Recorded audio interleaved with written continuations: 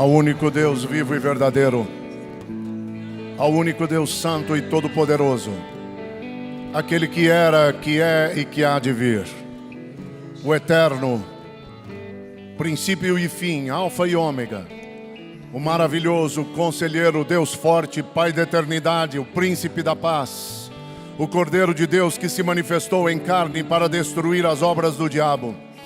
A Ele, o leão da tribo de Judá, o autor e consumador da nossa fé, o sumo sacerdote da nossa confissão, o apóstolo da nossa salvação. A Ele, o Rei dos reis e Senhor dos senhores, o Rei da glória, o Senhor dos exércitos, o Rei das nações, o Senhor do universo, Salvador e Messias, amado da nossa alma. A Ele que se manifestou em carne para destruir as obras do diabo. A Ele que tomou sobre si nossas dores, doenças, enfermidades, iniquidades, pecados, maldições, transgressões. A Ele que morreu a nossa morte, mas que da cruz foi ao sepulcro e do sepulcro ao Hades, e ao terceiro dia ressuscitou dentre os mortos, levou cativo o cativeiro, assentou-se à destra de Deus Pai. A Ele que tem todos os seus inimigos por estrado dos seus pés. A Ele que tem o governo sobre os seus ombros, autoridade e poder em sua destra. A Ele que reina pelos séculos dos séculos, que em breve virá, nos levará para casa e enxugará dos nossos olhos toda lágrima. A Ele, Jesus Cristo de Nazaré, toda honra, toda glória, todo louvor, toda exaltação, toda adoração, hoje e pelos séculos dos séculos. Amém, amém e amém. Te aplaudimos, Senhor Jesus, celebramos Teu nome, te damos louvor e toda adoração. Bendito é o Senhor, aleluia, aleluia. Amém e amém, glória a Deus. Muito bom dia, amados no Senhor. Graça e paz a todos. Dê um abraço em alguém antes de sentar, por favor. Não sei você, mas eu gosto de abraços. Ou pelo menos de ver os irmãos se abraçando. Uma alegria estar com vocês. Eu louvo a Deus por estar em Ubatuba, por estar na Ágape mais uma vez. Eu quero declarar que é um privilégio, de verdade, uma bênção para o meu coração estar nessa casa. Quero louvar a Deus pela vida dos seus pastores, pastora Kátia, apóstolo Alexandre, família querida, que nós conhecemos de longa data, né? Temos história juntos. Eu não sei se você lembra, mas com o apóstolo Alexandre eu tive duas experiências muito fortes em Jerusalém.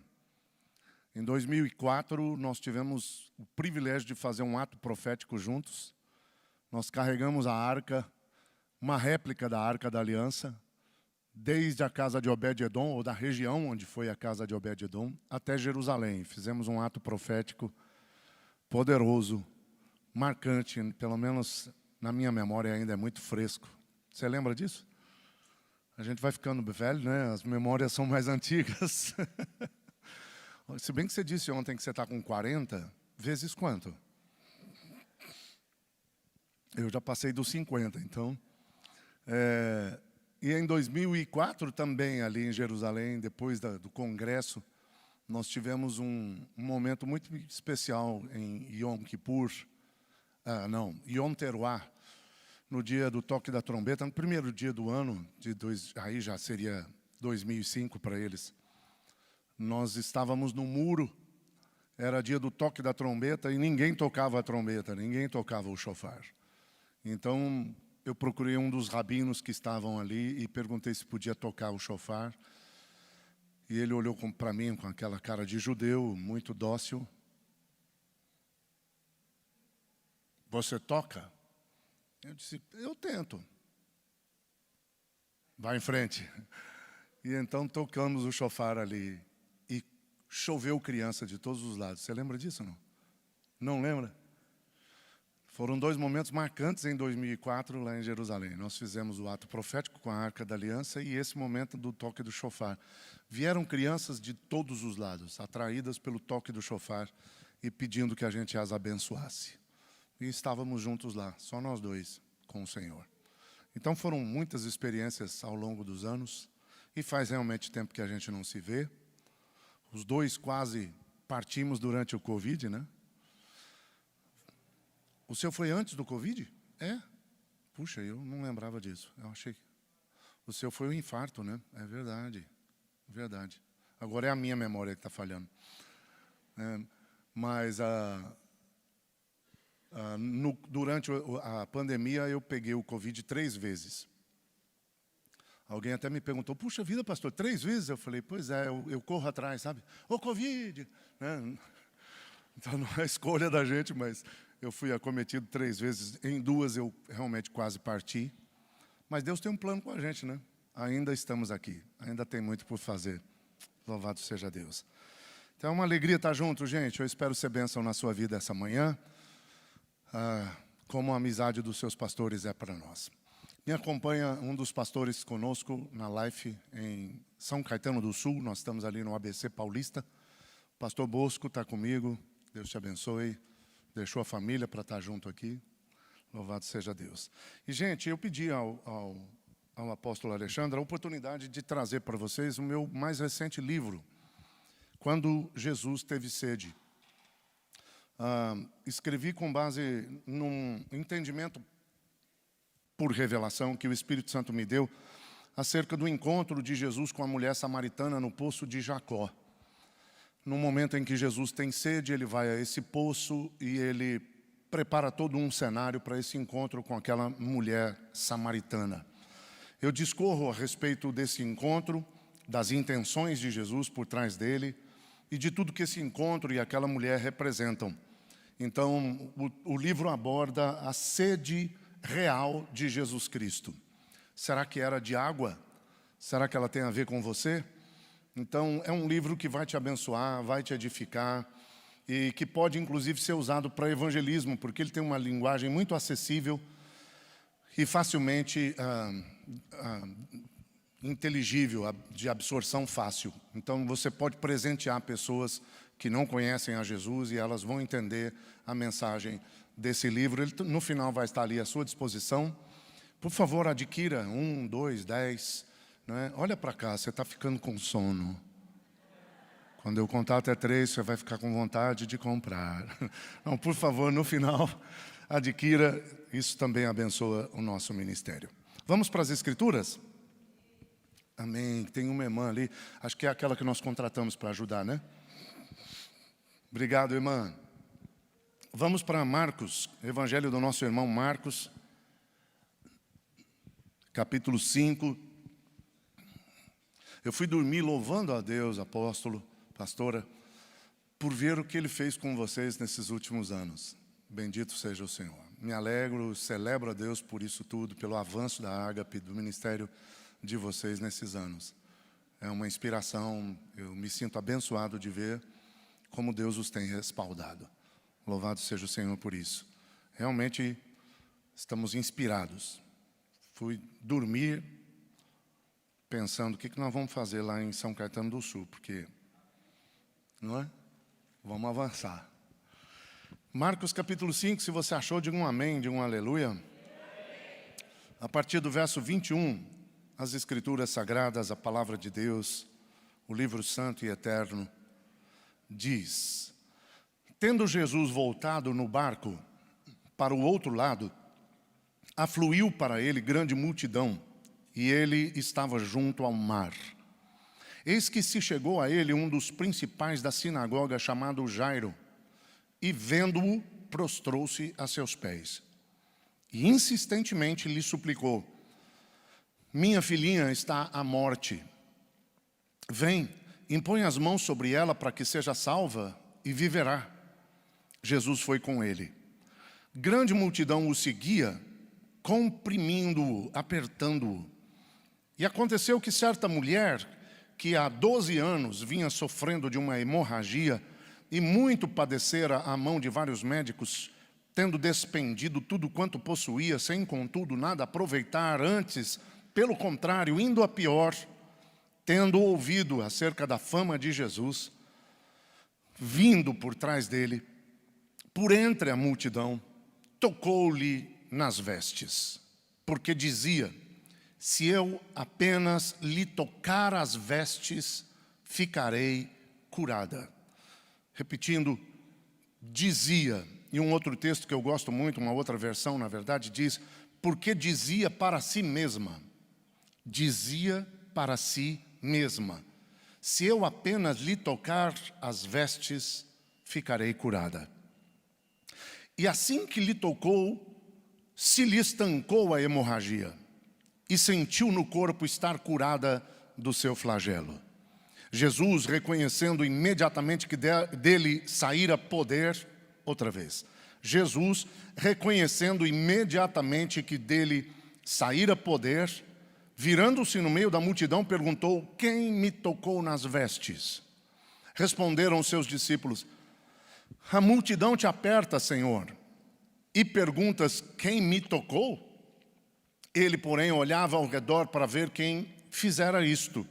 Então a mulher, atemorizada e tremendo, consciente do que nela se operara, veio, prostrou-se diante dele e declarou-lhe toda a verdade. E ele lhe disse: filha, a tua fé te salvou. O que salvou? A tua fé. A tua fé te salvou.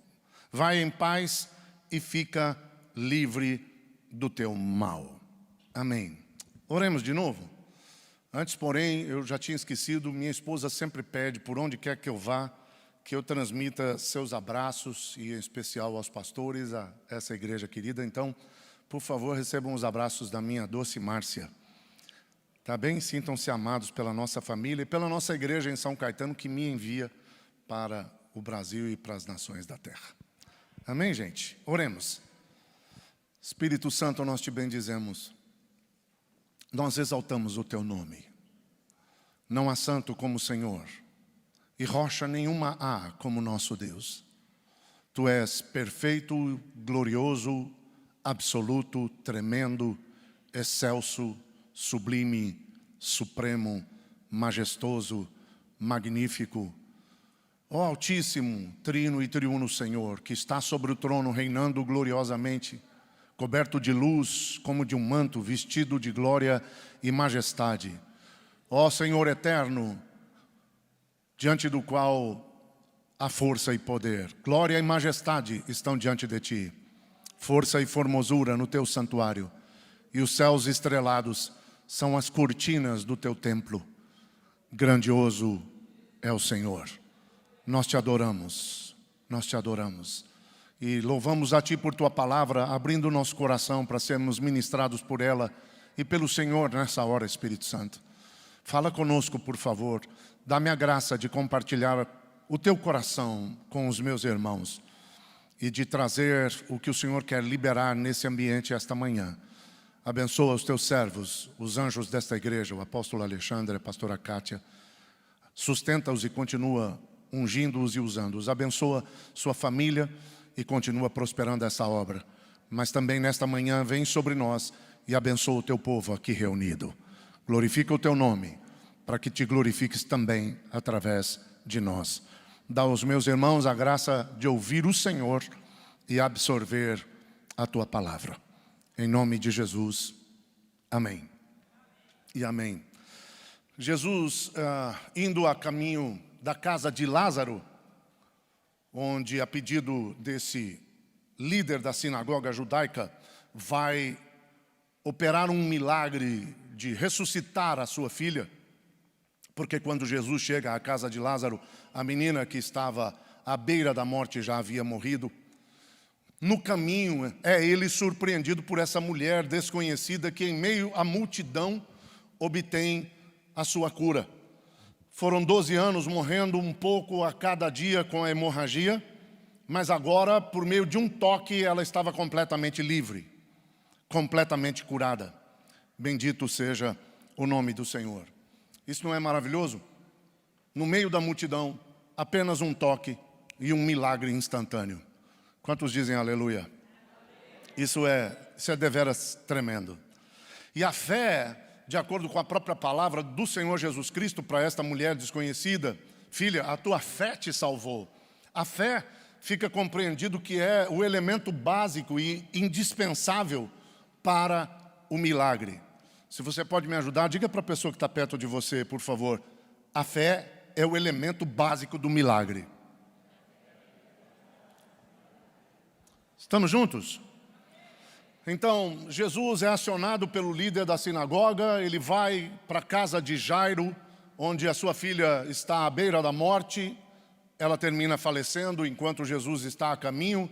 Mas em meio à multidão, nessa caminhada até a casa do chefe da sinagoga, esta mulher, no meio da multidão, com apenas um toque, alcança pela fé o seu milagre. Milagres são fruto da fé. Se você está comigo, diga glória a Deus. Mas eu preciso colocar para você nessa manhã que há um nível de fé que obtém milagres de forma muito mais acessível, prática e constante.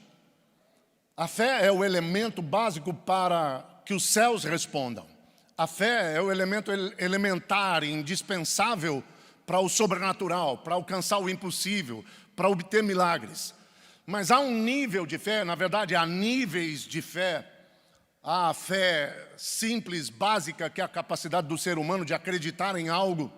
Há a fé que é fruto do Espírito, que Ele mesmo, o Espírito Santo, produz nos nossos corações. Há o dom da fé, que é fé num nível muito mais elevado para o impossível e o sobrenatural. E há uma fé capaz de obter o milagre em qualquer condição, em qualquer situação, em qualquer realidade.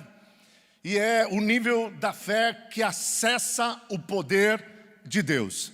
Se a fé é o elemento básico para os milagres, é possível elevar o nível da nossa fé de maneira que os milagres se tornem tangíveis, de maneira que os milagres se tornem frequentes. Eu quero andar nesse nível. Se você está comigo, diga amém, eu estou junto. Estão comigo, gente? Eu venho nessa manhã orar e liberar a palavra para que o seu nível de fé seja elevado, de maneira que você chegue a esse patamar em que a sua fé acessa o poder divino. Não é uma fé que só crê, é uma fé que crê o suficiente para obter o que o poder de Deus pode liberar. É uma fé que acessa o céu, é uma fé que destrava respostas do alto, é uma fé que move os anjos, é uma fé que não pode ser barrada, não pode ser resistida. É um nível de fé que não pode ser impedida de obter, de alcançar os seus objetivos, de atingir os seus alvos. É um nível de fé em que nem o inferno pode resistir, nem o inferno pode paralisar. É a fé que acessa o poder do nosso Senhor Jesus Cristo. Não apenas cremos, mas alcançamos o poder que opera aquilo que cremos e precisamos viver. Eu venho ativar essa fé em você, no nome de Jesus, para a glória do Senhor. Quantos dizem amém? Quantos dizem eu recebo? Quantos dizem glória a Deus? No meio da multidão, quando a mulher o toca, Jesus pergunta: quem me tocou? E a Bíblia é tão clara que faz questão de frisar que Jesus pergunta: quem me tocou? Porque reconheceu que dele saiu poder. Você está comigo? Ele pergunta: quem me tocou? E os discípulos dizem: no meio da multidão, Senhor, todo mundo esbarrando em você, todo mundo se chocando contigo. E o Senhor pergunta: quem me tocou? Mas a Bíblia deixa evidenciado que ele pergunta: quem me tocou? Porque reconheceu que dele saiu poder. Ou seja, a mulher o tocou com um nível de fé que acessou o seu poder. A mulher lhe tocou com uma fé que extraiu o poder de Jesus. A mulher lhe tocou com um nível da fé que abriu portas no sobrenatural e alcançou o impossível, instantaneamente. Que bom, já temos mais meia dúzia com a gente. Começou com 1, já agora somos 7, vai melhorando. Até o final, a gente pode ter um avivamento. Aleluia. Estamos juntos? É como se Jesus nesse momento estivesse dizendo, não foi um esbarrão. Eu já imagino que é Pedro perguntando para ele, porque Pedro era meio espeluteado, né? Metia os pés pelas mãos de quando em quando. Eu já imagino que é Pedro perguntando, tá de brinquedo, me. Todo mundo empurrando o Senhor, todo mundo esbarrando no Senhor. O Senhor me vem perguntar, quem é que te tocou? E Jesus responde, se fosse Pedro. Não, Pedro, não foi um esbarrão. Não, Pedro, não foi alguém que resvalou-se em mim. Não foi alguém que encostou em mim. Não, Pedro. Não foi um acidente.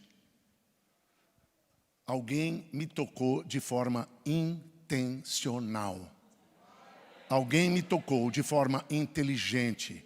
Alguém me tocou de forma ousada. Alguém me tocou de forma intrépida. Alguém me tocou de forma corajosa. Alguém me tocou de forma valente. Alguém me tocou de forma espiritual. Alguém me tocou com um nível de fé que eu não conheço. Alguém me tocou com um nível de fé que não é comum. Alguém me tocou com um nível de fé que extraiu de mim poder. Alguém sugou de mim poder. Alguém acessou o meu poder. Alguém tocou a minha autoridade. Alguém alcançou a minha unção.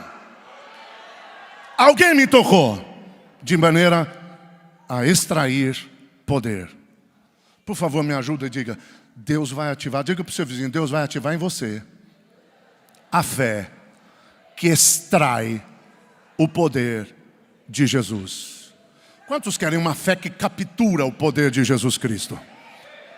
Aleluia, bendito seja o nome do Senhor. E esta mulher extraiu o poder sobrenatural de Jesus Cristo com apenas um toque nas suas vestes. Um toque nas suas vestes. Na verdade, não nas suas vestes. Algumas versões em português dizem, inclusive, que ela tocou na orla dos seus vestidos. Apenas erro de tradução. De fato e de verdade, a mulher tocou no talite de Jesus. Vocês conhecem bem, ontem eu quase pedi para o apóstolo, deixa o talite aqui, porque amanhã eu vou precisar dele. Mas enfim, vocês conhecem bem o talite, nessa casa vocês sabem do que estamos falando. É um manto judaico de oração. Como bom judeu, Jesus usava um talite, o manto sobre os seus ombros e debaixo da sua túnica. Estão me seguindo, sim ou não? Nos dias atuais, judeus praticantes, inclusive, continuam usando o talite. Às vezes por baixo da sua própria roupa. Mas nós o percebemos, porque o talite tem nas suas pontas franjas. E essas franjas ficam aparentes. Vocês estão comigo? E essas franjas são compostas por nós. As franjas do talite têm no total 613 nós. Porque as franjas do talite, desse manto de oração judaico, representam a lei de Moisés, ou antes, a lei do Senhor dada a Moisés. E são 613 leis. Então, alguém poderia perguntar, puxa, não são só 10 mandamentos? Não, na verdade não. Os 10 mandamentos que nós conhecemos, de acordo com Êxodo 20, por exemplo, são na verdade 10 seções de mandamentos. Para cada seção daqueles 10 mandamentos, há outras leis oriundas de cada um deles. Então, os 10 mandamentos, na verdade, compõem 10 seções de mandamentos, que no total perfazem 613 leis do Senhor ao seu povo. O judeu usa o manto de oração, conhecido como talit, com estas franjas contendo 613 nós, representando as 613 leis do Senhor. O que implica ou simboliza que quem está sob o talit está sob a lei divina, ou seja, está submisso à autoridade de Deus.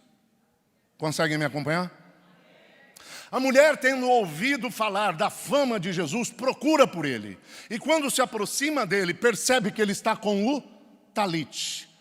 Então, em sua mente, ela imediatamente identifica: esse homem não só tem fama de ser homem de Deus, ele está sob a autoridade de Deus. E o que ela toca, na verdade, são as franjas do talit de Jesus, chamadas de tzitzi. Você está me seguindo? O que significa isso, pastor? Significa que ela não só toca em algo físico, ela toca de forma intencional, consciente, com uma fé de nível elevado. Ela toca a autoridade de Deus sobre a vida de Jesus Cristo. Vocês estão comigo, sim ou não?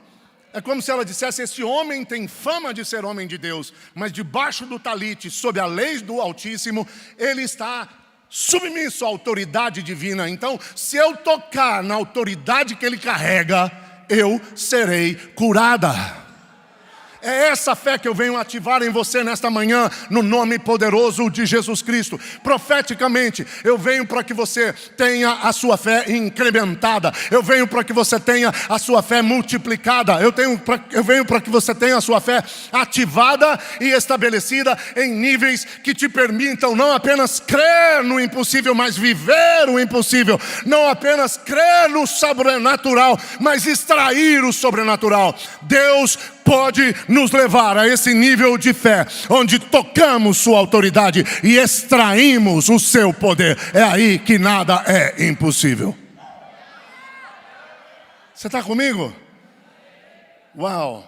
Isso é tão claro, mas tão claro que a seguir, na casa de Jairo, quando Jesus ressuscita a menina,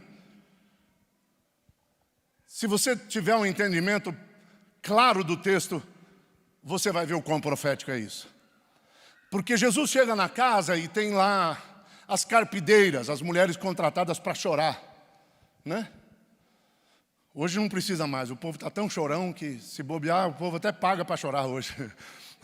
Mas naquele contexto, havia pessoas contratadas para chorar. Então a casa está cheia de parentes, amigos, vizinhos e as carpideiras chorando. Jesus bota todo mundo para fora do quarto. Só entra com ele a mãe, o pai, porque tem autoridade sobre a menina. Pedro, Tiago e João, porque são os discípulos mais próximos que estão sob sua autoridade. Então Jesus cria um ambiente naquele quarto em que todo mundo presente representa algum nível de autoridade. Você está comigo? E mais, a nossa tradução é tão, por vezes, falha, que a gente lê Jesus simplesmente dizendo para a menina, Talita, cumi, no aramaico. Na verdade, o sentido da palavra, que quem traduziu, no caso do português, João Ferreira de Almeida, não alcançou o nível de revelação ou de interpretação para tradução eficiente, né, lamentavelmente, deixando a desejar e deixando-nos isentos da real revelação do ambiente e do acontecimento. É que Jesus põe o seu talit sobre a menina. Então, quando ele fala Talita cumi, o que na verdade ele está a declarar é minha filhinha querida que está sob o meu talit. Minha filhinha querida que está debaixo do meu manto. A minha filha se chama Maria Talita. Exatamente Talita por causa do sentido dessa experiência de Jesus, dessa fala do Cristo. Minha filhinha querida que está debaixo do meu manto. Minha filhinha querida que está debaixo do meu talit. Então Jesus põe seu manto sobre ela e diz, menina, princesinha, filhinha querida que está debaixo da minha autoridade. Eu tenho poder para te dizer, levanta. O que você está dizendo, pastor? Eu estou dizendo que quem toca a autoridade dos céus com fé suficiente para alcançar o impossível, viverá milagres.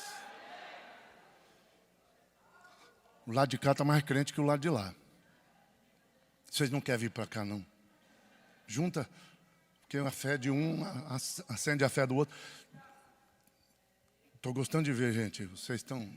Brincadeiras à parte, vem comigo, me ajuda, fala para a pessoa do seu lado. Deus vai ativar em você a fé que acessa sua autoridade. Fala para outra pessoa de trás ou do outro lado. Deus vai ativar em você a fé que alcança seu poder. E fala para outra pessoa do outro lado ou atrás. Deus vai ativar em você a fé que obtém milagres. Quantos podem dizer amém? Quantos podem dizer aleluia?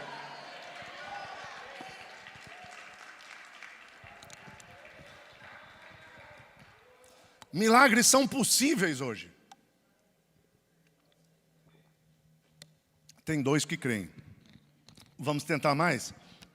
Milagres são possíveis hoje.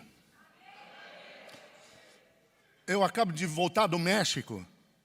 Esse ano eu tenho retomado minha função apostólica, apóstolo. E o Senhor nos tem aberto portas nas nações. Por sua graça eu já servi em 35 nações. E eu estou querendo mais. Então, esse ano eu já estive na Colômbia, Canadá, Estados Unidos, agora México. Mês que vem já estarei no Panamá, se Deus permitir. Mas acabo de chegar do México. E numa igreja fundada por brasileiros, na região metropolitana do Distrito Federal, ou seja, próximo da capital, esse casal de brasileiros estabeleceu uma igreja num lugar carente, mas eles têm feito uma obra extraordinária, como Deus tem feito com vocês aqui. É impressionante ver o que Deus tem entregue na mão deles, sem que seja possível aos olhos do natural. Então Deus está se glorificando aqui com vocês e também com eles ali. E no culto de 15 dias atrás, numa sexta-feira à noite, eu ministrei essa palavra e o impacto foi tão poderoso que nós sentimos o ambiente tremer, o templo tremeu, as paredes tremeram, o piso tremeu, a ponto de todo mundo assustar. E as pessoas já começaram no meio do culto a procurar na internet para ver se estava tendo algum abalo sísmico, algum terremoto. E constataram que não havia abalo em nenhum outro lugar. Ou seja, veio uma visitação do Espírito Santo que fez o ambiente tremer. Não é? E anteontem, no culto de 15 dias depois, me mandaram o testemunho de uma mulher. Ela estava no culto com o marido e o seu filhinho de 4 anos, se não me equivoco, 3 ou 4 anos de idade. Com essa pequena, tenra idade, o menino já passou por 6 cirurgias. E eles não me disseram exatamente por conta de quê. A mulher, num testemunho que foi gravado, inclusive, não diz o que o garoto tinha, mas compartilha que a criança nessa idade, tão tenra idade, né, já passou por 6 cirurgias. E tinha a última cirurgia aberta, só coberta com um curativo. Por quê? Porque o médico disse, nós vamos precisar de uma nova intervenção, então eu não vou nem fechar. Vou deixar a cirurgia aberta e vamos esperar algum tempo para que ele possa passar pela 7ª cirurgia. E por conta da ferida aberta, ou do corte aberto, da cirurgia aberta, não é? Ele usava bolsa de colostomia. Então, você imagina uma criança de 3, 4 anos, com esse histórico? Que sofrimento. Verdade ou não, gente? E enquanto eu estava ministrando, repentinamente eu me vi declarando que o Senhor ressuscitou no 3º dia e que em 3 dias Deus iria fazer milagres naquela igreja. É claro que foi uma ação do Espírito Santo, mas de fato e de verdade, os testemunhos têm vindo e têm acontecido milagres até hoje, 15 dias depois. Mas nos primeiros 3 dias, realmente, Deus liberou uma onda de milagres naquela igreja. E essa senhora contava que ela e o marido, quando eu liberei a palavra, levantaram a mão e disseram, nós recebemos isso. Tomamos essa palavra para o nosso filho. E abençoaram o menino ali mesmo. E ela, anteontem, 15 dias depois, estava contando. Gente, no 3º dia. Não foi no 4º ou no 5º, foi no 3º dia. De manhã, o menino vem a ela e diz assim, mamãe, eu estou curado. E ela toda solícita, não é? Para não desanimá-lo, apoiando a fé do pequenino, diz, amém, filhinho. Amém, Jesus te abençoe, meu amor. E ele disse, não, mamãe, Jesus já abençoou, eu estou curado. E ela, filhinho, tá bom, amor. Amém, amém, viu? Amém, mamãe crê com você. Ele falou, mamãe, você não está entendendo. Tira o curativo.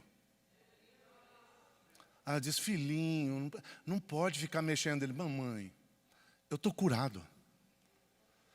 Aí ela falou, tá bom, vamos ver então. Vamos ver, Jesus vai curar, viu, filho? Tipo assim, se ainda não aconteceu, né? Deixa eu fortalecer a fezinha dele, né? Jesus vai curar, filho, viu? Eu sei, a mamãe crê, papai crê. E quando ela tira o curativo, a cirurgia estava fechada. E sem cicatriz. Sem cicatriz. Você não está entendendo? Então ela imediatamente pega o telefone, liga para o marido. O marido diz, não, isso é doideira, como assim? Liga para o médico. E aí ela liga para o médico, e o médico diz, não é possível. Como? Fechou. Não pode, não tem como. Ele está com a bolsa. Ela falou, pois é. Eu tenho que levar ele aí para o senhor. O médico, traz para cá. Ela leva o menino para o médico. E ela conta no testemunho que o médico, olhando para a criança, olhava para ela, olhava para o milagre. E dizia para ela assim, balançando a cabeça, eu não sei explicar. Eu não sei dizer, eu não sei o que aconteceu aqui. Eu não tenho palavras. Mas eu preciso fazer uns exames. E ela não diz o que o menino tinha. Infelizmente eu queria contar o milagre completo, mas ela não diz qual era a enfermidade. Só disse que depois de algumas horas, com exames na mão, ela volta para o consultório e o médico diz para ela assim, olha, a gente vai tirar a bolsa de colostomia porque seu menino não tem mais absolutamente nada. Nenhuma doença.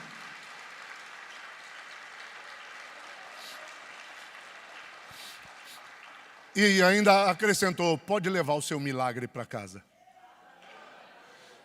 Sabe, os milagres são possíveis hoje. Eu sou um perseguidor da unção que teve uma mulher chamada Kathryn Kuhlman. Eu já li a biografia de Kathryn Kuhlman mais de 10 vezes. Eu vi todos os vídeos de Kathryn Kuhlman várias vezes.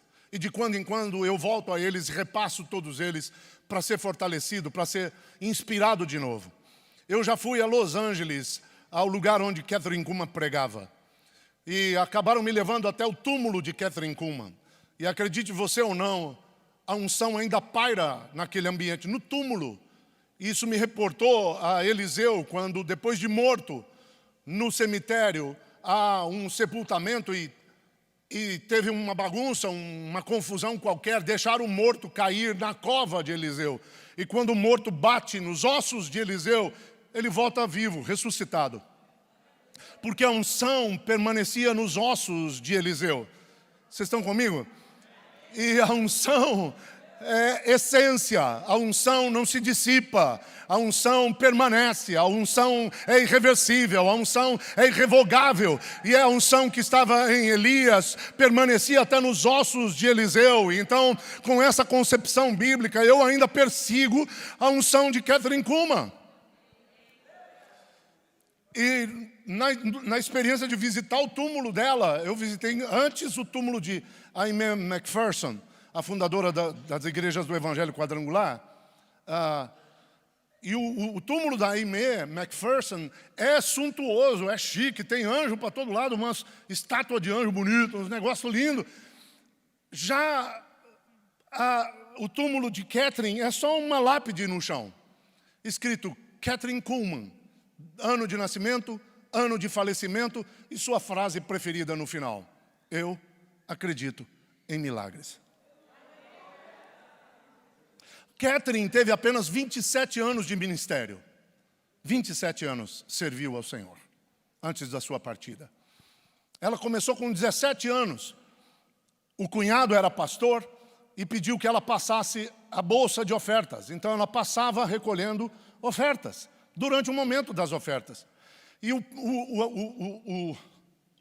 cunhado dela percebeu que quando ela passava a bolsa para recolher as ofertas aumentavam. E ele diz, vou fazer um teste, vou pôr a menina para ministrar as ofertas. E as ofertas aumentaram ainda mais. Então ele começou a deixar Kathryn pregar. E os milagres começaram a acontecer. Ao longo de 27 anos, Kathryn Kuhlman tem no seu currículo comprovados com exames médicos, nada mais, nada menos do que mais de 8 milhões de milagres. Não, agora o pessoal daqui ficou mais crente. 8 milhões de milagres. Não, eu acho que você não está entendendo. Não são 8 mil milagres, já seria maravilhoso. Não são 800 milagres. Você está comigo? Seria bom. Não são 80 mil milagres, já seria também fantástico. São 8 milhões de milagres. E Kathryn acreditava tanto nos milagres, tanto, que numa ocasião, uma das moças do coral teve um bebê, e a bebê nasceu com os 2 pezinhos voltados para trás. Então, ela e o marido, que faziam parte do ministério da Kathryn, ficaram muito ofendidos com Deus, dizendo, como é que a gente participa de cultos de milagres, e o Senhor faz milagres para os outros, mas quando nasce a nossa filha, nasce com defeito. Eles ficaram magoados com Deus, e ficaram um tempo sem participar dos cultos, até que Deus os curou. Curados da mágoa, eles foram para o culto. E quando foram para o culto, no meio do fluir do Espírito Santo, essa mulher disse para o marido, eu vou levar a nenê para Kathryn. E o marido disse, você sabe que não pode ir lá para frente, a menos que tenha acontecido o milagre. A gente só vai lá para frente para dar testemunho. Ninguém vai até a Kathryn para pedir oração. Ela não toca ninguém, ela deixa o Espírito fluir. Então, se não aconteceu, o milagre é melhor ficar aqui. Ela falou, não, eu vou até a Kathryn. E ela foi, porque tem um nível de fé que arrebata milagres. E ela foi até a Kathryn Kuhlman, e quando a Kathryn a viu, sabendo que ela há tempos não vinha no culto, a Kathryn desceu do púlpito e foi ao encontro dela no meio do corredor. E quando se encontraram, a Kathryn disse, Rose, a mulher se chamava Rose, Rose, algum problema? Então ela desenrola a criança e mostra a bebê com os pezinhos virados para trás. E a Kathryn Kuhlman diz com ar de compaixão, oh Rose querida, por que você não me disse antes? É como se ela estivesse dizendo, se você tivesse me dito antes, eu já teria curado a sua filha. A Kathryn sabia que os milagres são possíveis. Você está conseguindo me entender? Então ela diz, oh Rose querida, por que você não me disse antes? Não, ou seja, não era preciso ficar magoado, chateado com Deus, não era preciso faltar de cultos. Era só você ter acessado esse poder.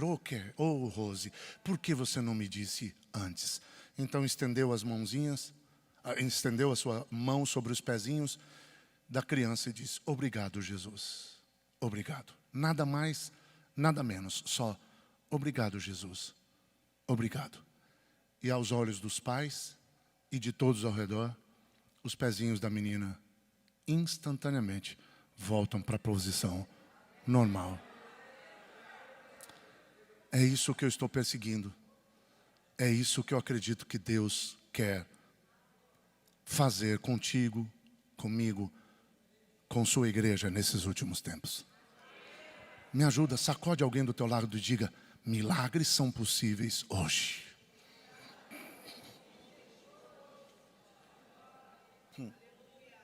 Em João 14, 13 e 14, Jesus Cristo diz o seguinte, e tudo quanto pedirdes em meu nome, eu o farei, para que o Pai seja glorificado no Filho. Algumas coisas que vocês me pedirem, eu farei algumas coisas que vocês pedirem. Tudo que vocês me pedirem, eu farei. Em meu nome, eu farei, para que o Pai seja glorificado no Filho. E termina dizendo, e se me pedirdes alguma coisa em meu nome, eu o farei. Parece apenas uma reafirmação, mas de fato e de verdade, desde o original grego, o que Jesus está dizendo é, se vocês pedirem qualquer coisa no meu nome, que exista, eu farei para que o Pai seja glorificado. E, verso 14, se vocês me pedirem alguma coisa que não existe, eu criarei para vocês. Alguém diga aleluia, alguém diga glória a Deus. Milagres são possíveis hoje. Mas não apenas isso, milagres são necessários hoje. Diga comigo, milagres são possíveis hoje e milagres são necessários hoje.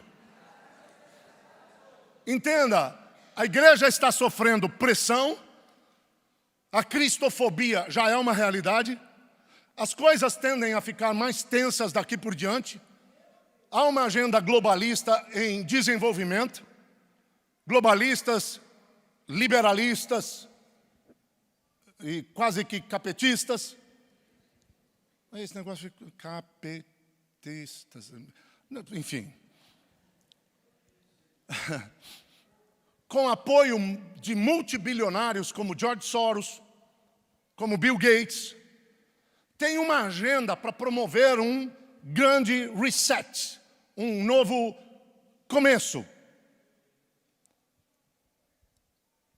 para a história da humanidade. Eles pretendem remodelar o mundo que nós conhecemos, se é que você me entende. Se for preciso matar parte da população para isso, eles vão fazer. E já começaram a fazê-lo com o Covid. Eles vão inventar novas ondas para peneirar a população mundial. Como semideuses, eles acreditam ter o poder de decidir quem vive e quem não vive. Então, essa agenda em desenvolvimento, em implantação, tinha como objetivo promover esse recomeço da história da humanidade em 2020. O Covid fazia parte dos planos. Eles não atingiram o alvo e postergaram a meta para 2030. O que significa que os próximos anos vão se tornar ainda muito mais tensos e complexos do que o que nós temos vivido até agora. Se você não sabe, essa agenda globalista, liberalista, com pitadas de satanismo,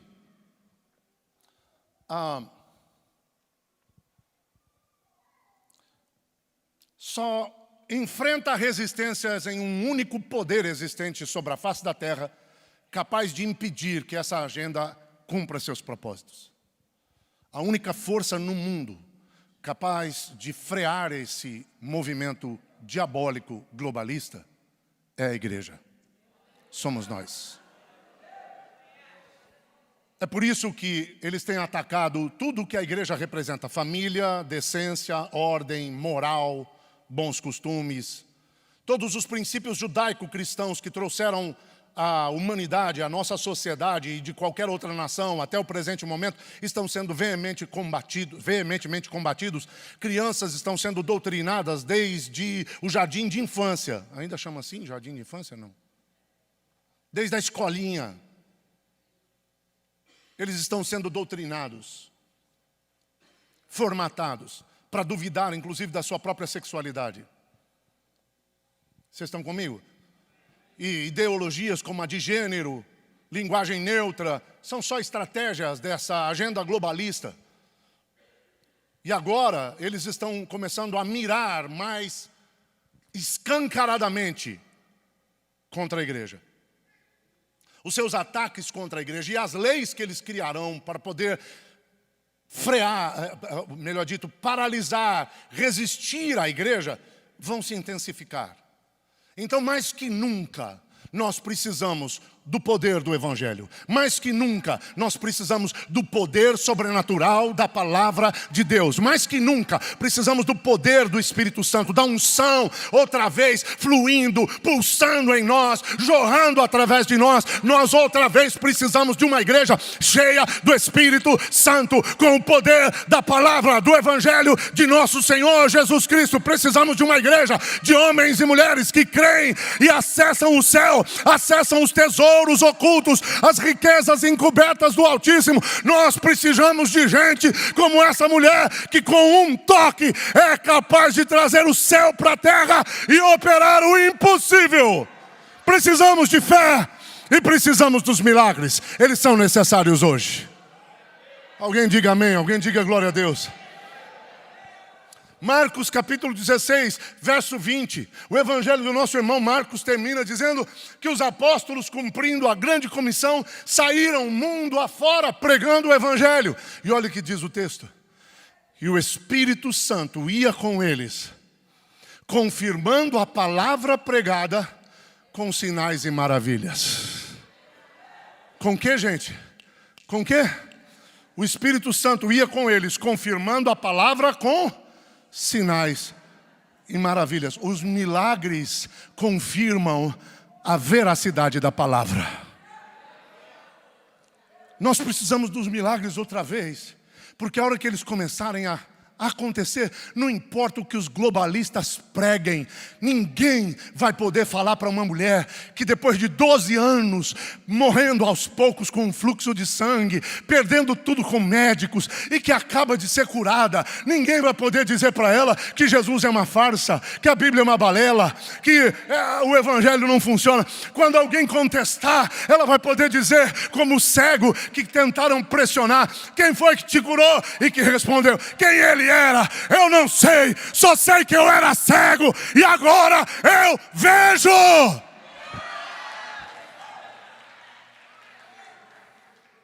Eu não sei quem ele era. Não me importa quem ele era. Eu só sei que eu não posso negar o que aconteceu comigo. Um milagre se operou na minha vida. Milagres confirmam a palavra. Milagres são incontestáveis. Vocês estão comigo? Eu estou correndo atrás disso há anos. E eu creio que Deus quer ativar isso em todos nós. Catherine Kuhlman, inclusive, dizia: eu creio que chegará o dia em que cada culto de igrejas verdadeiramente cristãs será transformado pelo Espírito Santo em cultos de milagres. Eu acredito nisso. Você está comigo? Eu acredito nisso. Eu te disse que eu já preguei em 35 nações, a maioria em espanhol. E como? Eu vou te contar. Nós temos até 7 horas da noite, né? Começa o outro culto. Vocês estão com pressa ou não? Já estão com fome? Está ruim a conversa? Podemos seguir? Quando eu fui chamado, o Espírito Santo me chamou em Jeremias, capítulo 1, verso 5. Não diga que você é uma criança, desde o ventre da sua mãe, a história é longa. Eu te chamei e te constituí profeta às nações. Esse foi o meu chamado. Então eu acreditava que eu iria pregar em outras nações. E Deus tinha me dito, me dado o nome de algumas nações por onde eu iria. E eram nações de língua hispana. Então eu acreditava que Deus iria me dar o espanhol. Mas eu acreditava que Ele iria me dar uma bolsa de estudos para estudar espanhol. Só que uma ocasião, nós estávamos em Brasília, num congresso, e eu estava sentado na primeira fileira, assim, no corredor. E o culto não começava. Finalmente um pastor da organização se aproximou de mim e disse assim: Davi, você fala espanhol, né? Eu disse: amém, em nome de Jesus. Tinha funcionado para casar com a Márcia, mas isso é outra história, outro dia eu te conto. A gente tinha aprendido a falar pela fé. E eu mandei um amém. Amém, em nome de Jesus. Ele falou: puxa, que maravilha, cara. Então, por favor, vem nos ajudar. Porque o pregador chegou com a esposa. E a gente preparou um café da manhã para eles, mas eles não querem comer. Eles estão pedindo um negócio que a gente não entende. E o tradutor não responde às nossas chamadas. Nós não sabemos onde foi parar o tradutor. Ajuda a gente a interpretar eles lá para a gente, por favor. Aí eu disse: ih, rapaz, aí não vai dar não. Ele disse: como assim? Ajuda a gente. Eu disse: não, eu não falo espanhol. Ele falou: como não fala? Você acabou de dizer que fala. Eu disse: não, eu falei amém em nome de Jesus. Pela fé, amém. Ele disse: não, para de brincadeira. Eu era muito brincalhão, você lembra? Agora eu já sou mais sério. Eu acho. E eu disse: não estou brincando, eu estou falando sério, rapaz. Eu, em espanhol, não hablo nem fecho. Não falo nada em espanhol. Ele disse: não, Davi, para de brincadeira, rapaz. Eu falei: não estou brincando, estou falando sério. Eu respondi: pela fé eu falo. Ele disse, você está falando sério mesmo? Eu disse, estou. Ele me disse, então Deus vai respaldar a sua fé, cara. Porque nós estávamos na sala de intercessão perguntando o que fazer para ajudar o casal que chegou.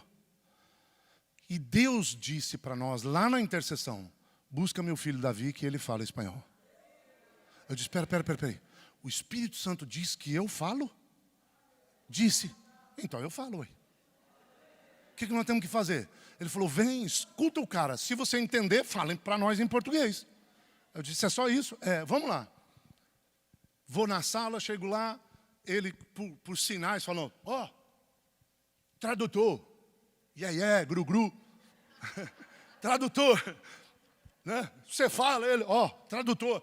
E o pastor já vem, me abraça e fala comigo em espanhol, nos meus ouvidos. Que bom que você está aqui, muito obrigado, querido.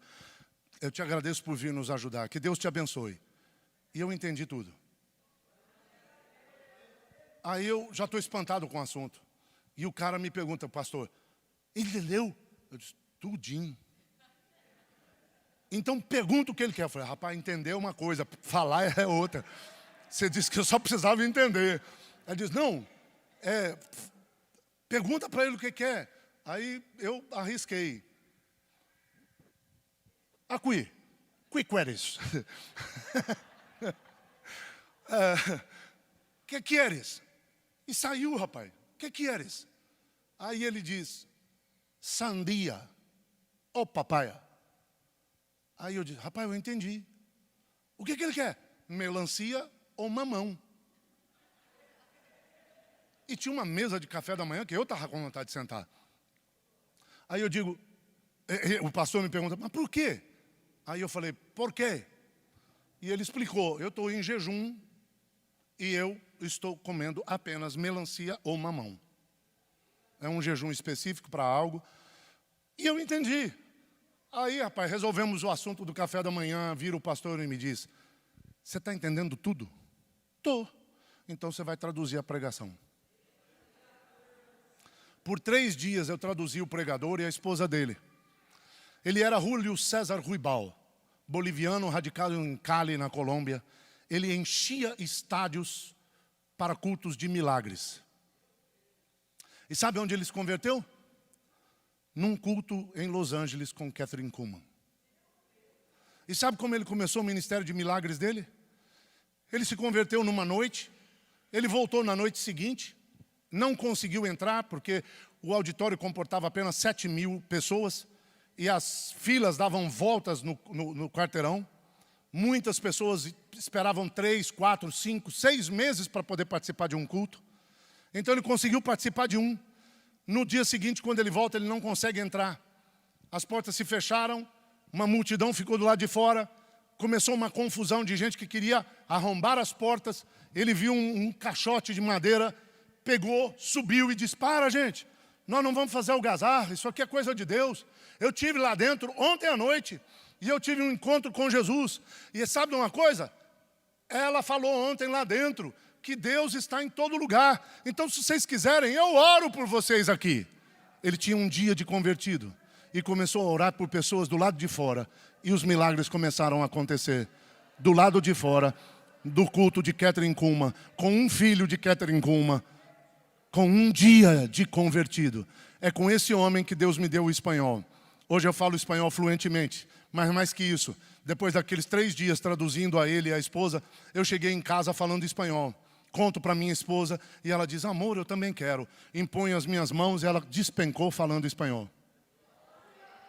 Chamamos nossos filhos, impusemos as mãos e os 2 começaram a falar espanhol.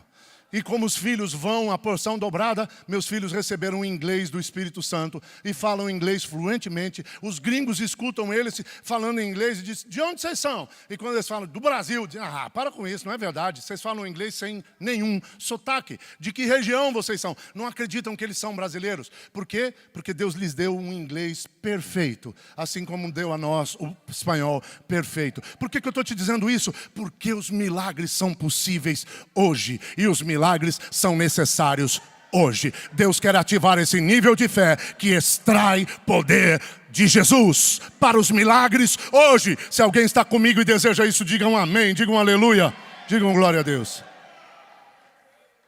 Eu preciso compartilhar com você 2 chaves com base nesse texto, para ativar essa fé que alcança, que extrai o poder dos milagres.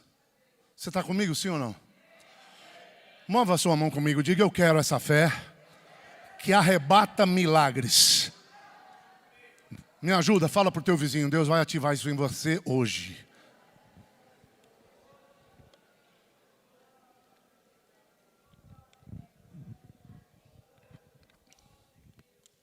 Número 1, é necessário convicção. Hebreus capítulo 11, versículo 1 diz que a fé é a certeza das coisas que não se veem, é a convicção daquilo que se espera. A fé é o quê? Convicção. Ela não é uma esperança, ela é uma certeza. Se você quer fluir com o Espírito Santo nesse nível de fé que arrebata milagres. Vocês estão comigo? Eu não sei se você está entendendo. Eu estou te dizendo que eu vim profeticamente, por fé, no nome de Jesus, para ativar em você esse nível de fé, onde os milagres serão possíveis para você, para o seu esposo, para a sua esposa, para os seus parentes, para a sua vizinhança, para os seus amigos, para a igreja, para a cidade. Nós viveremos o sobrenatural, nós alcançaremos o impossível, nós atingiremos o poder do nosso Senhor Jesus Cristo, para o qual não há limites, e Deus operará suas maravilhas, sinais e prodígios através de cada um de nós. É chegado o tempo da glória da segunda casa, e a glória da segunda casa será maior que a da primeira. Então, você e eu precisamos de convicção. A Bíblia diz que a mulher dizia para si mesma: se eu tocar, eu serei curada. Se eu tocar, eu serei curada. Se eu tocar, eu serei curada. Eu só preciso derrubar uns 4 ou 5, empurrar 20 e chegar lá. Porque se eu conseguir me aproximar e tocar nas franjas do seu talite, eu vou tocar na autoridade dele. E se eu tocar na autoridade dele, eu vou extrair o seu poder. Eu vou arrebatar o meu milagre. Diga comigo: convicção. Entenda a frase. Ela dizia para si mesma. Você está comigo? O que você tem dito para o seu coração? Que histórias você está contando para si mesmo? Porque tem gente que quando tosse diz: ainda vou morrer disso.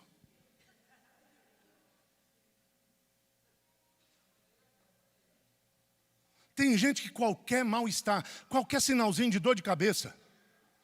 Sabe aquela dor de cabeça porque não tomou café? Os viciados em café sabem. Quantos dependentes da cafeína nós temos aqui hoje? Não, estou brincando. Eu gosto muito de café. Então, eu não estou te criticando, não é brincadeira. Mas escuta, sabe aquela dorzinha que você não tomou o café da manhã, ou faz tempo que não come nada, dá aquela dorzinha de cabeça. Tem gente que já abre a boca e diz assim: rapaz, que dor de cabeça terrível, eu acho que vou ficar doente.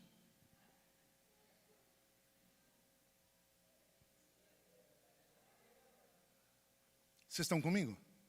Ou aquela velha história do cara que recebe o pagamento de salário ou contra-cheque, ou o depósito em conta, quando ele vê, ele diz: com essa mixaria aqui eu não consigo passar um mês. Alô? Que histórias você está contando para a sua alma? O que você anda dizendo para o seu coração? O que você está proferindo para si mesmo? Vocês estão comigo? Eu já aconselhei casais à beira do divórcio, em que eu escutei o marido ou a esposa dizerem assim: pastor, não tem jeito, na minha família todo mundo se separa. O histórico da sua família não pode definir o seu destino. Porque você foi lavado no sangue do Cordeiro, você foi perdoado, foi resgatado, foi salvo. Teu nome está no livro da vida, você foi transportado do império das trevas para o reino da luz. Agora você é herdeiro de Deus e co-herdeiro com Cristo. O Espírito do Senhor habita em você. Então tem convicção e nada te será impossível. Alguém grita amém, alguém grita glória a Deus, por favor, alguém me ajuda aí. Deixa-me te dizer algo poderoso. A Bíblia nos diz, na versão em português, que quando Deus cria o homem do barro, soprou no seu nariz fôlego de vida. Porém, entretanto, contudo, todavia, a palavra que aparece no original hebraico é que Deus soprou para dentro do homem ruach. Ruach é a palavra hebraica que aparece no Gênesis. Vocês estão comigo? Ou na Gênesis do homem. Ruach. Deus soprou para dentro do homem ruach. Foi traduzido como fôlego de vida, porque ruach é palavra para vento, ruach é palavra para alento, ruach é palavra para fôlego. Porém, ruach também é o nome do Espírito Santo. Ruach HaKodesh. Então, de fato e de verdade, quando Deus soprou para dentro do homem, e se é sopro, é óbvio que é fôlego, que é alento, que é vida, é sopro. Porém, desde o contexto original, quando Deus sopra para dar vida, de fato e de verdade, o que Ele está fazendo é transferir para dentro do homem uma partícula de si mesmo. É como se 1/1000 de átomo do Espírito Santo fosse transferido para dentro de cada ser humano. O que Deus soprou para dentro de você e de mim foi o seu próprio Espírito, desde o começo. Ah, pastor, isso é só interpretação bíblica. Será? Deixa-me te dizer. A ciência descobriu que no código genético de cada ser humano, não importa de que raça, não importa a sua origem. Isso foi pesquisado com europeus, africanos, asiáticos, americanos. Vocês estão comigo? E o código genético de todo ser humano, independente de se conhecerem ou de serem da mesma família, o código genético de todo ser humano indica duas coisas. A ciência acaba de descobrir. Número 1, o código genético de todo ser humano, de qualquer raça, de qualquer parte do mundo, o código genético de todos nós indica que todos viemos de uma mesma mulher. É como diz o hino, o nome dela é Eva. Não é um hino, eu estou brincando. Eva. A ciência comprovando a Bíblia. Mas não é só isso. O código genético de todo ser humano tem em algum momento uma numeração que se repete. 10, 6, 5, 6. 10, 6, 5, 6 aparece no código genético de todos nós. Estão me seguindo? No hebraico, cada letra é representada por um número. O número 10 é o Y. O número 6 é o W. O número 5 é o H. Então, no código genético de todo mundo, aparece em algum momento o 10 é Y, o 6 é H, o 5 é W, o 6 é H. No código genético de todo ser humano, em algum momento aparece YH, WH. O que significa isso? Esse é o tetragrama através do qual Deus se revelou a Moisés. Quando Moisés pergunta, quem me enviou? O que eu vou dizer para as pessoas? Quem me enviou? O Senhor disse, diga para eles que YHWH te enviou. O nome de Deus é revelado pelo tetragrama YHWH. Isso aparece no código genético de todo ser humano. 10, 6, 5, 6. YHWH. Você está comigo? O que significa? Significa que Ele não só soprou para dentro de nós uma parte do seu próprio Espírito. Como diz o Salmo 139, 16. Nos criou de forma assombrosamente maravilhosa no ventre das nossas mães E no final, ele assinou a obra. O autor assinou a obra. E tem mais, o YHWH não tem vogais. Mas se a gente tentasse pronunciar, colocando H fica Iavé. Sem as vogais, colocando as vogais, fica Iavé. Sem vogais, a gente teria que pronunciar mais ou menos assim.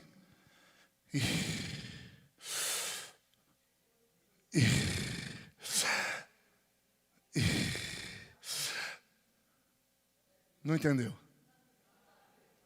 Deus não só criou o ser humano, como lhe deu vida a partir dele mesmo, assinou a obra, e cada vez que o homem respira e inspira, ele está pronunciando, querendo ou não, o nome do autor da obra.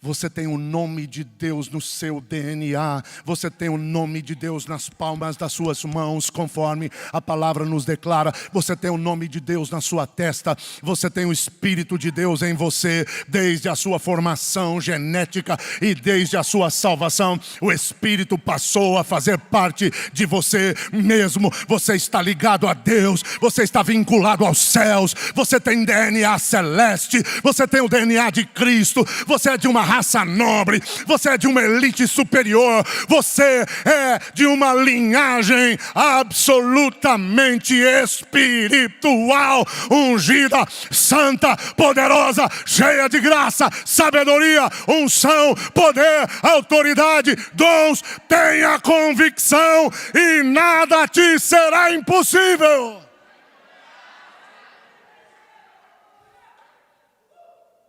Você está sendo roubado toda vez que aceita na sua mente, na sua alma ou no seu coração algo contrário ao que Deus já te concedeu e ao que Deus te fez. Você está comigo?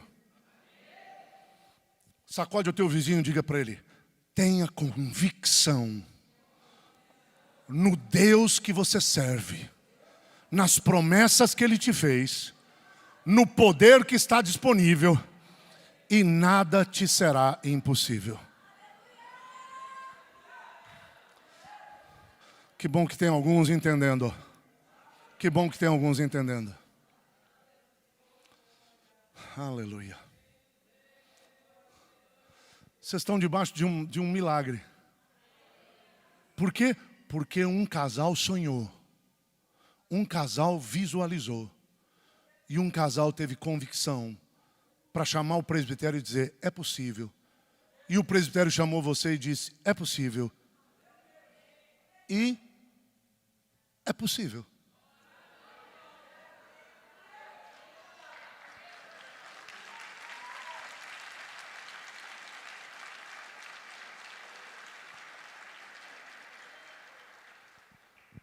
Primeira chave, convicção. Segunda chave, verbalização. A mulher não só cria, mas ela declarava: se eu tocar. Você está me entendendo? É como se você dissesse: se eu puser as mãos, meu marido será salvo.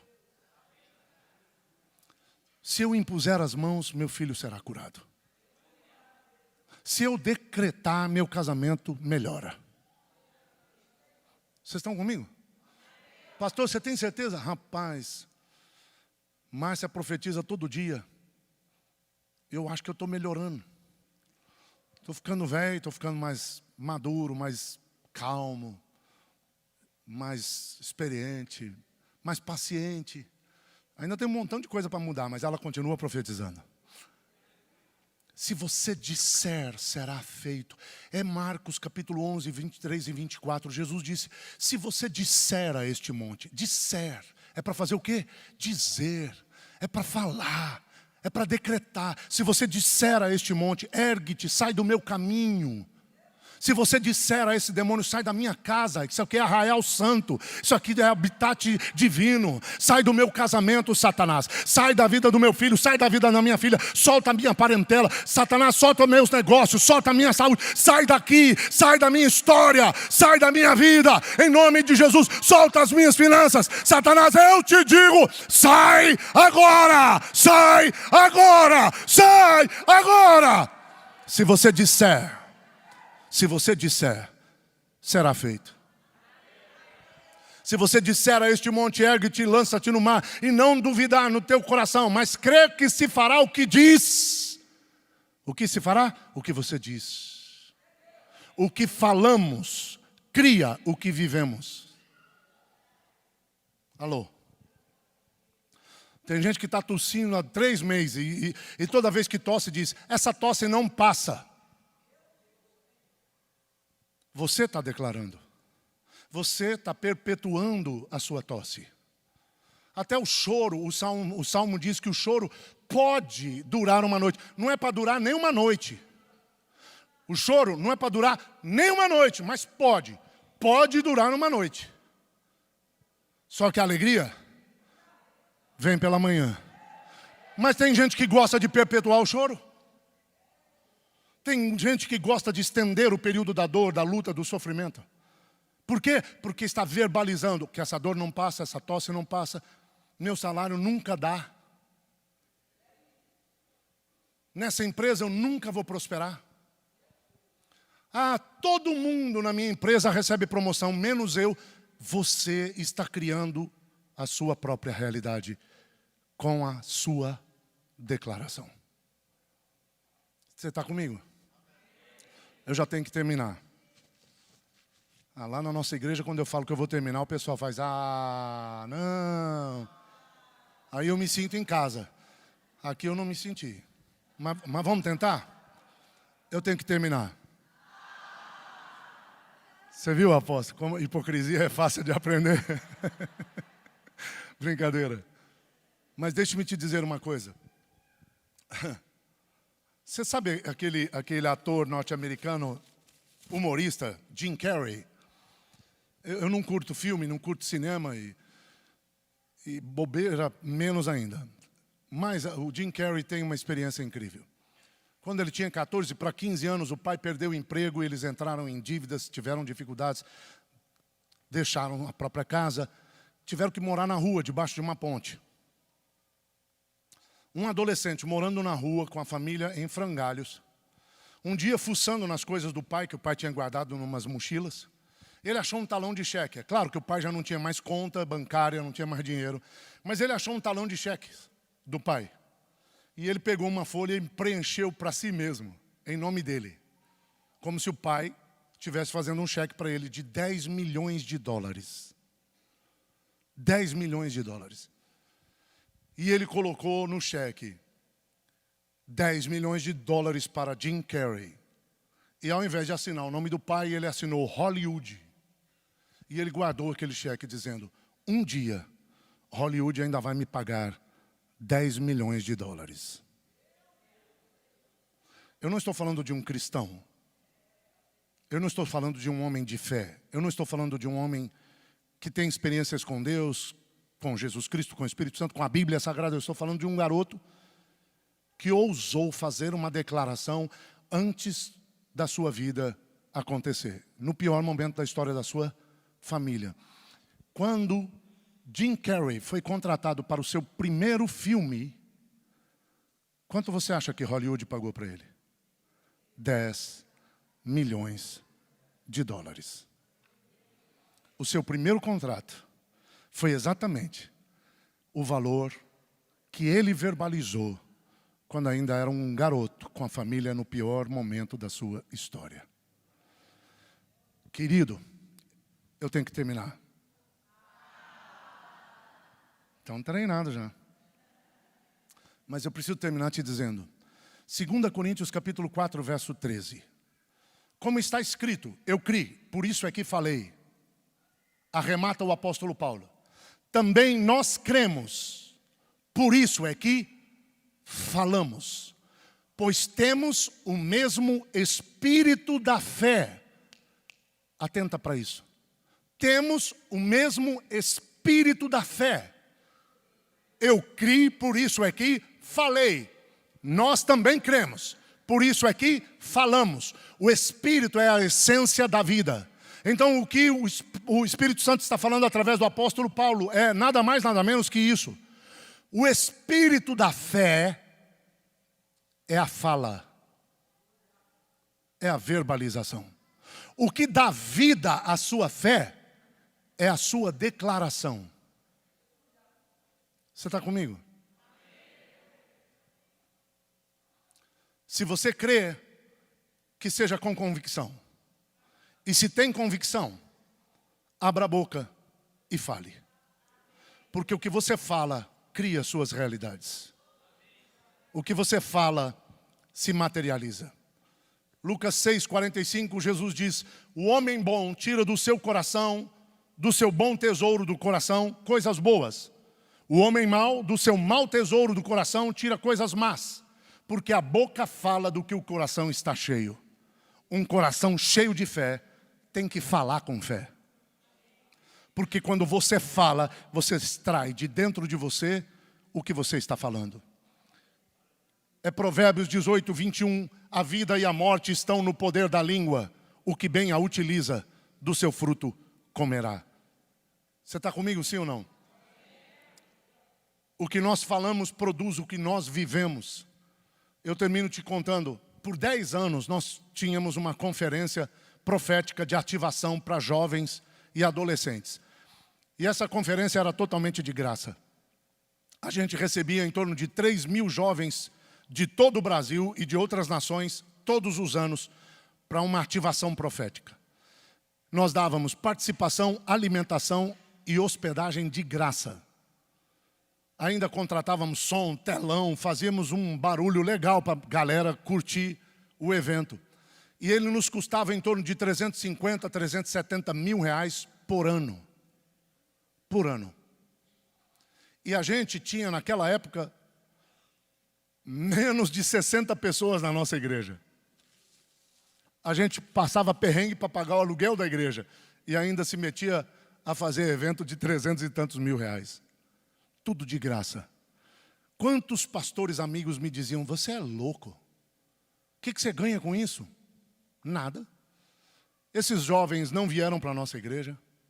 Esses jovens não nos ajudaram ministerialmente.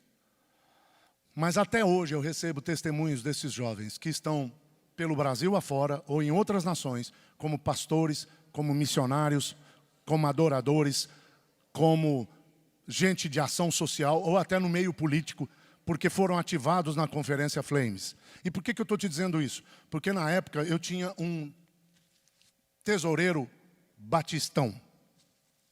A gente é de origem batista, não é? E o meu era batista, Então cada vez que eu dizia: bom, nós temos que organizar a conferência esse ano, ele virava para mim e falava: não faz isso. Não faz isso, nós não temos dinheiro. E eu sempre dizia para ele: se eu esperar ter o dinheiro para começar a fazer, nunca farei. E ele diz: mas então, como é que você vai fazer? E eu dizia: eu não preciso do dinheiro para fazer. Eu preciso de um comando. E Deus já me deu o comando. Se eu tenho um comando, eu tenho um respaldo. Então, nós vamos meter o pé na água e o Jordão vai abrir. Recentemente, eu fiz uma postagem na internet relembrando os 10 anos da conferência Flames. E os testemunhos ainda estão chovendo até hoje. E eu relembrando, eu não estou tentando me vangloriar não, gente, só estou compartilhando um testemunho, tudo bem? E isso para complementar, que relembrando, hoje, depois de alguns anos já sem fazer a conferência, eu realmente me pergunto: nós era doido para mais de metro. Mas nós comprovamos por experiência, que se você tem convicção e fala, o céu responde. Tenha uma fé convicta que te leva a fazer declarações proféticas. e nada te será impossível. Milagres são possíveis hoje, milagres são necessários hoje, milagres são para nós e através de nós hoje. Se você crê nisso, dá glória a Deus, bendito seja o nome do Senhor.